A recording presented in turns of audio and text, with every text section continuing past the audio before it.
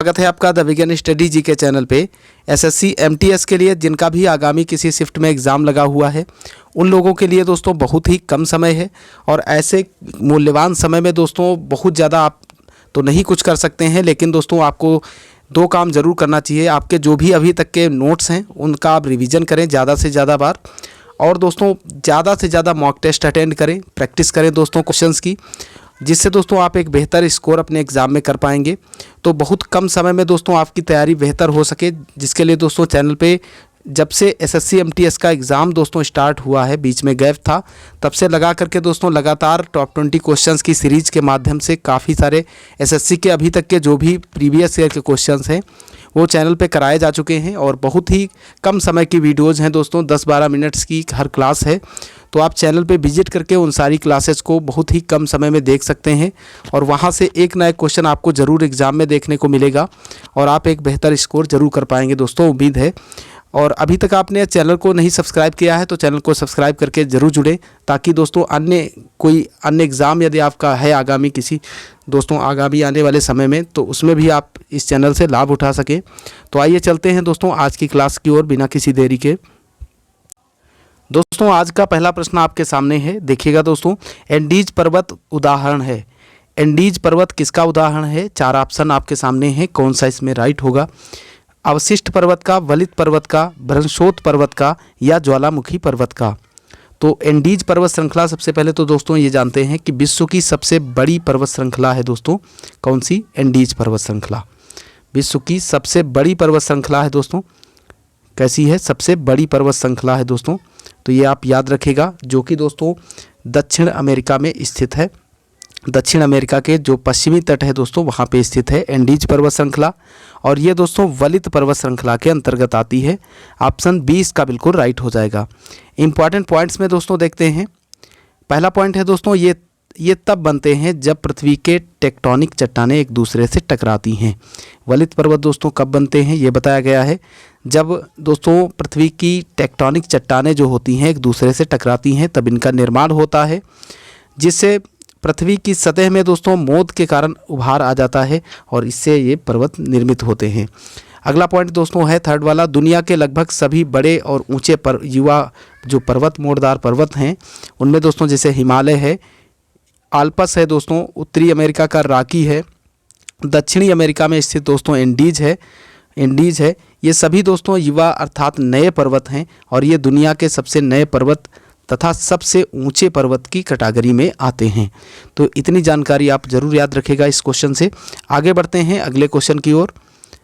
अगला प्रश्न दोस्तों आपके सामने है, 1923 में चित्तरंजन दास एवं मोतीलाल नेहरू ने कहाँ पर स्वराज पार्टी की स्थापना की थी? ये क्वेश्चन दोस्तों कल भी आपको कराया गया था और आज रिपीट है दोस्तों, तो याद रखिएगा आप। इलाहाबाद के अंदर दोस्तों जो प्रयागराज के नाम से जाना जाता है, वहाँ पे CR दास और मोतीलाल नेहरू ने स्वराज पार्टी की स्थापना की थी। किसके? कांग्रेस के विरोध में।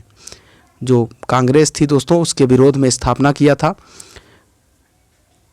इंपॉर्टेंट पॉइंट्स में देखिएगा दोस्तों, स्वराज पार्टी पराधीन भारत के स्वतंत्रता संग्राम के समय बना एक राजनीतिक दल था।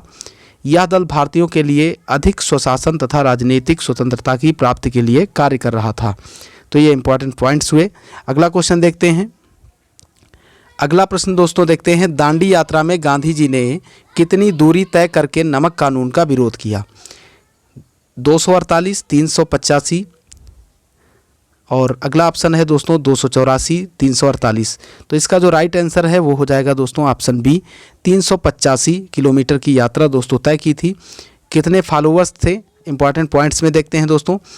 ये यात्रा दोस्तों गांधी जी ने 12 मार्च 1930 को शुरू किया था, साबरमती गुजरात में जो कि पड़ता है साबरमती आश्रम से, और साथ में इनके दोस्तों 78 फॉलोअर्स थे और 78 फॉलोअर्स के साथ 6 अप्रैल 1930 को दोस्तों दांडी नामक स्थान पर पहुंच करके लगभग 390 या 385 कहीं कहीं होता है दोस्तों, इतने किलोमीटर की जो यात्रा थी पूरी की, और सांकेतिक रूप से वहाँ पे नमक बना करके जो नमक कानून था उसको तोड़ा।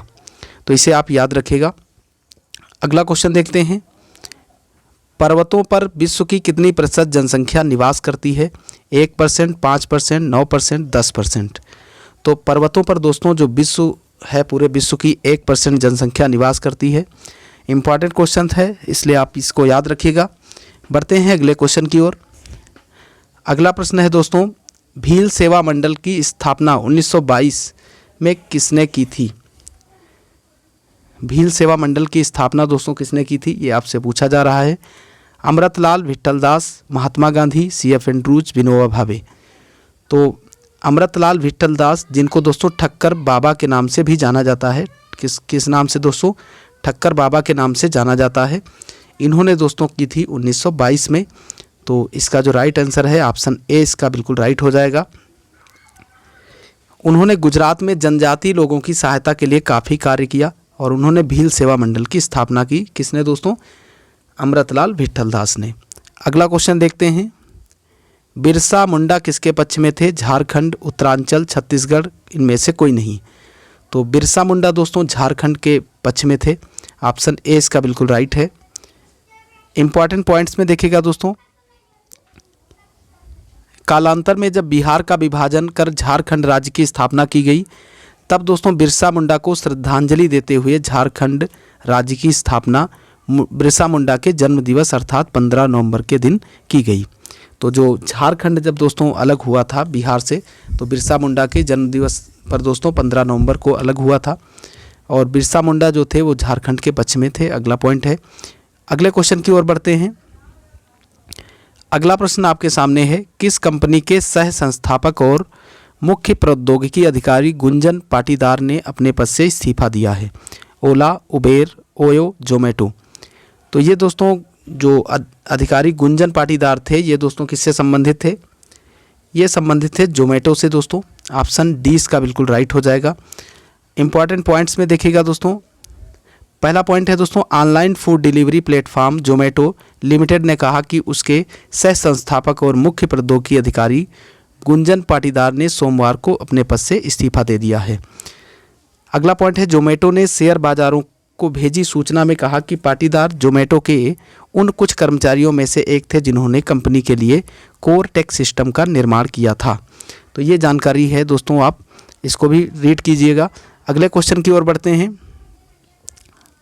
अगला प्रश्न आपके सामने है, बक्सर के युद्ध 1764 के समय दिल्ली का शासक कौन था? औरंगजेब, शाह आलम और बहादुर शाह जफर, शाह आलम द्वितीय। तो बक्सर का युद्ध जब 1764 में हुआ था दोस्तों, तो उस समय जो मुग़ल शासक थे वो शाह आलम द्वितीय थे। ऑप्शन डी इसका बिल्कुल राइट हो जाएगा। और इसमें अंग्रेजी सेना का नेतृत्व कौन कर रहा था, ये क्वेश्चन भी पूछा जाता है। तो हेक्टर मुनरो के द्वारा दोस्तों नेतृत्व किया जा रहा था। और बक्सर के युद्ध में दोस्तों जो मीर कासिम थे और जो शुजाउद्दौला और शाह आलम एक पक्ष में थे और दूसरे पक्ष में अंग्रेजी सेना थी, जिसका नेतृत्व हेक्टर मुनरो के द्वारा किया जा रहा था। अगला क्वेश्चन देखते हैं। अगले पॉइंट्स हैं दोस्तों इसके कुछ। पहला पॉइंट है दोस्तों, बक्सर के युद्ध 1764 के समय दिल्ली का शासक बताया गया है, शाह आलम द्वितीय था। अगला पॉइंट है दोस्तों, इसका असली नाम शाहजादा अली गौहर था। ये क्वेश्चन भी पूछा गया है दोस्तों, शाह आलम द्वितीय को अन्य किस नाम से जाना जाता था? अली गौहर के नाम से जाना जाता था। शाह आलम द्वितीय ने अपने तख्त के लिए अब्दाली को सबसे ज़्यादा खतरनाक समझा। इसलिए उसने अब्दाली से बचने के लिए मराठों को अपना संरक्षक बना लिया था। लेकिन 1761 ईस्वी में पानीपत की तीसरी लड़ाई में अब्दाली ने मराठों को हरा दिया।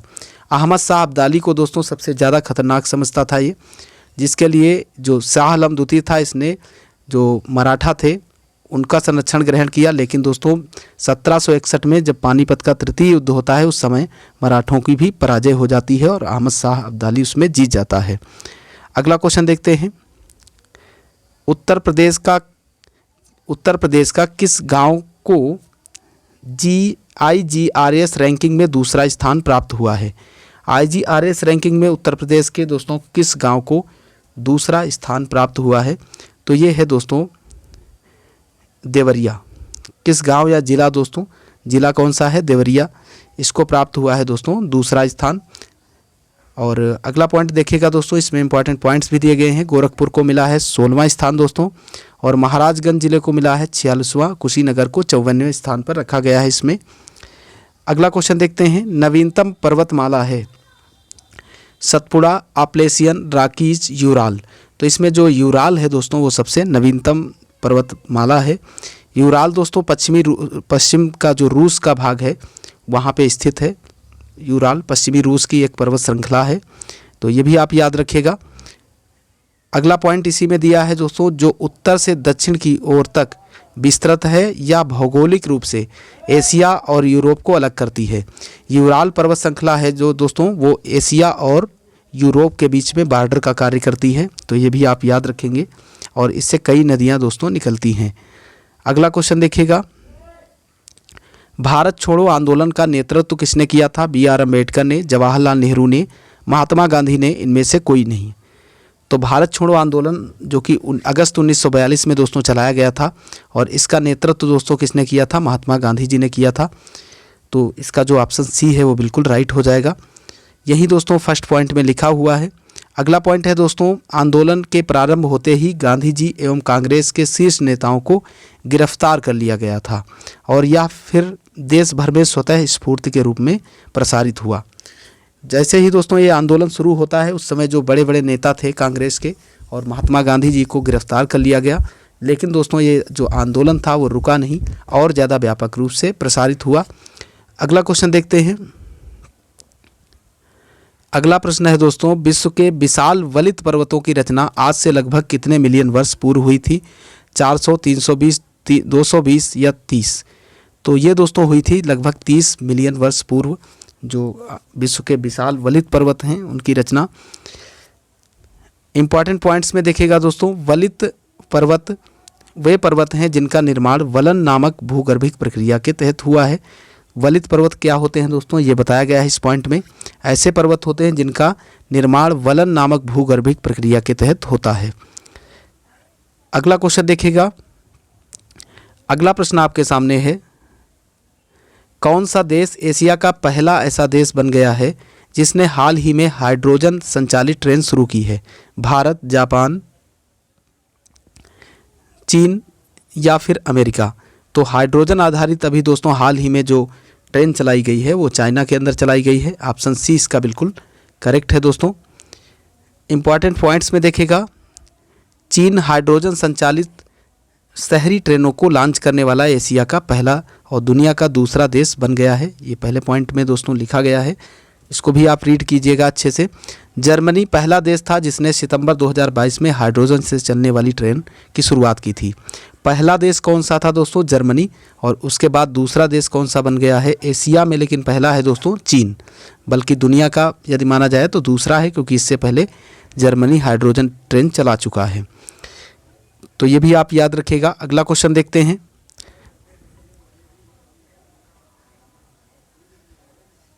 अगला क्वेश्चन देखिएगा दोस्तों। अगला क्वेश्चन आपके सामने है। अगला प्रश्न आपके सामने है दोस्तों, NILIT ने साइबर सुरक्षा कौशल प्रशिक्षण के लिए किस कंपनी के साथ गठबंधन की घोषणा की है? तो ये दोस्तों इसके द्वारा किस कंपनी के साथ गठबंधन की घोषणा की गई है?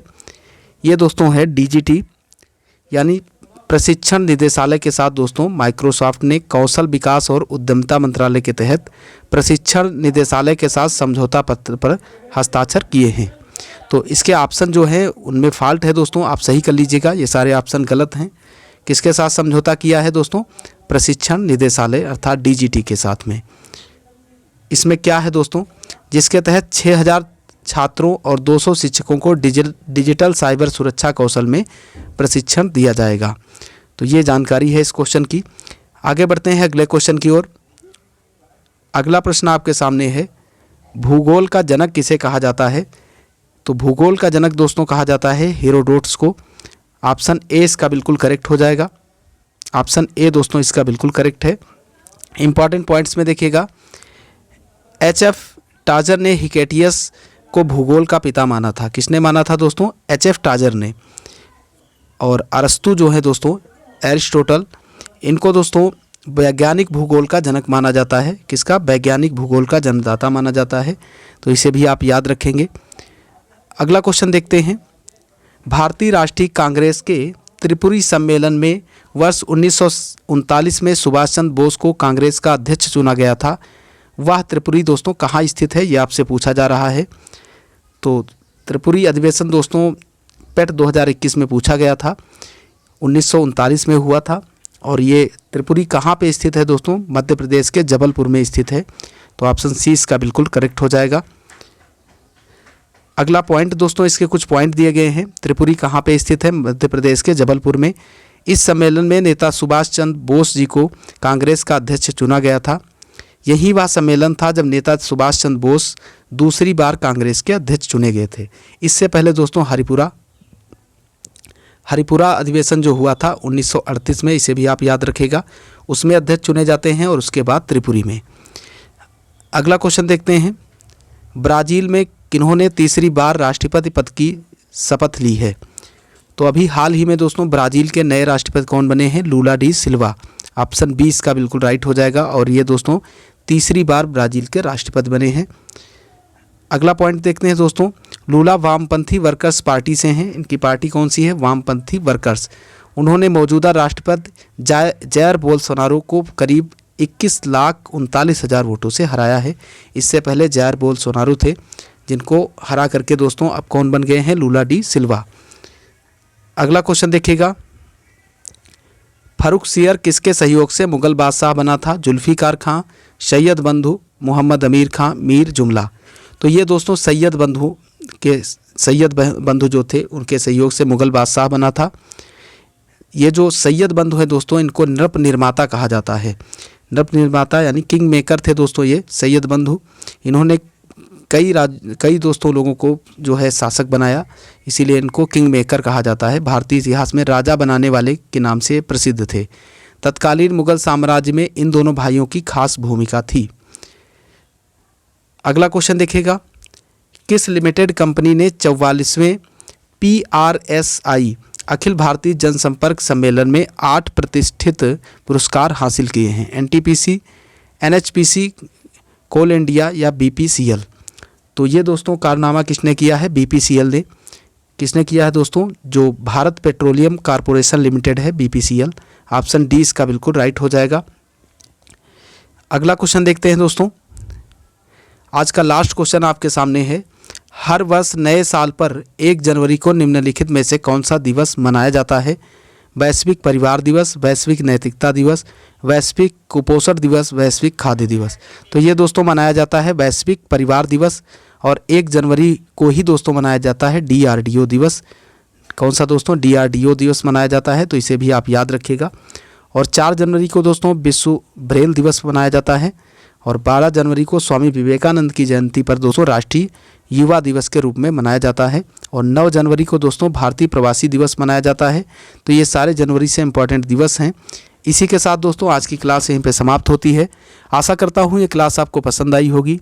यदि क्लास आपको पसंद आई है तो आप इसे लाइक कीजिए, और अभी तक आप ये चैनल से नहीं जुड़े हैं तो चैनल को सब्सक्राइब करके चैनल से ज़रूर जुड़ें, ताकि हर वीडियो की नोटिफिकेशन आप तक आसानी से पहुँच सके। पूरा वीडियो लास्ट तक देखने के लिए आपका बहुत बहुत धन्यवाद। जय हिंद, जय भारत।